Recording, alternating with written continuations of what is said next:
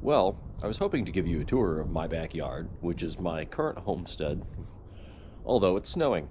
So, we're going to go through and I'm going to show you guys what I've accomplished, at least in just such a small space that I have now, and what the overall goals will be once I have more property.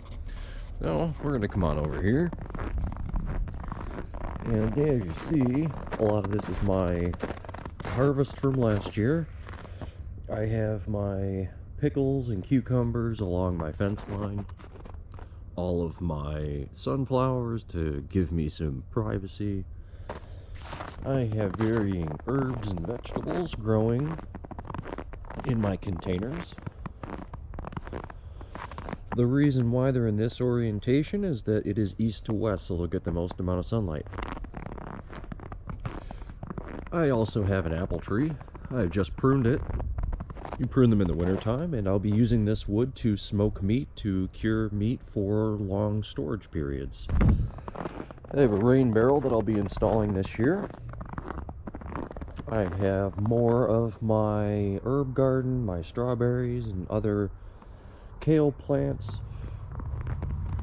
I've also transplanted my blackberry bushes along this fence line here instead of along the house, because they're going to get more sun and they'll provide more shade and privacy here.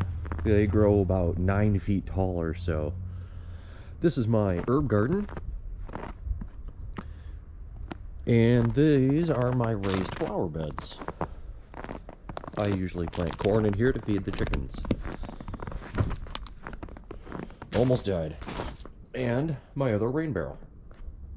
I try to collect as much rain as I can to water not only my giant blackberry bush, but I have several raspberry bushes coming in, followed by blueberry bushes. Now, I'll take you over to the chicken coop. There's currently a chicken inside. She's being a bad chicken because she is broody, and I will explain later what that is.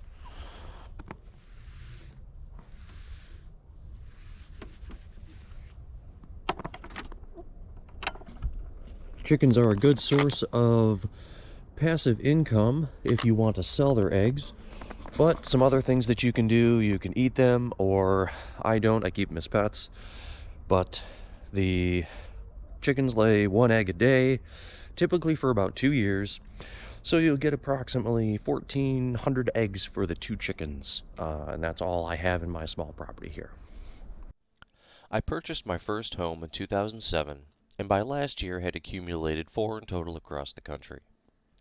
I was able to do this by leaving home young, joining the military, and learning many valuable skills. I rented these homes out for passive income up until the recent housing market change, and I've sold 2 thus far. My current home I purchased for the intent of renovating, then selling at a much higher price when I graduate.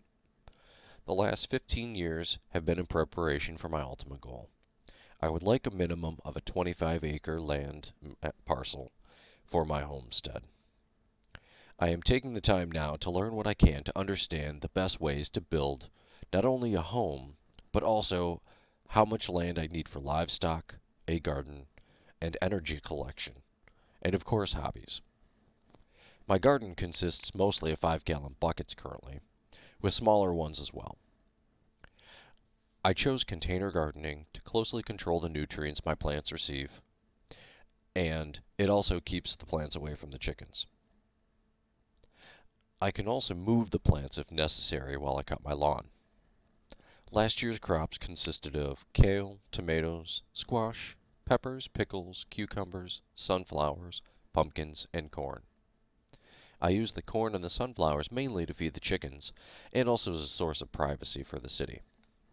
My perennial crops include most of the berries. Every day during the summer, my small parcel of berry plants will give me at least a handful of berries, a lot of which we either freeze or we turn into jams. I often skip cutting my lawn to supply my chickens with more insects. Some of the largest destruction of habitat that happens in America, people don't see. It's in their very own yard. Think about your yard, what would it would look like if you didn't cut your grass for a month or for a year. Think of all the insects, all the birds, all the critters that your subdivision would sustain if everybody didn't have a perfect lawn. I don't really mind not having a cut lawn.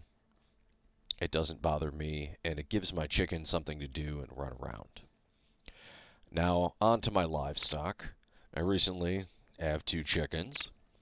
They cost about $2.50 each. They are the species sex link.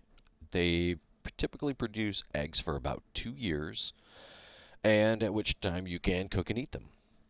The chickens will produce about 700 eggs per year for the two of them, and the best part about eggs from a chicken that you have in your farm is you don't need to refrigerate them.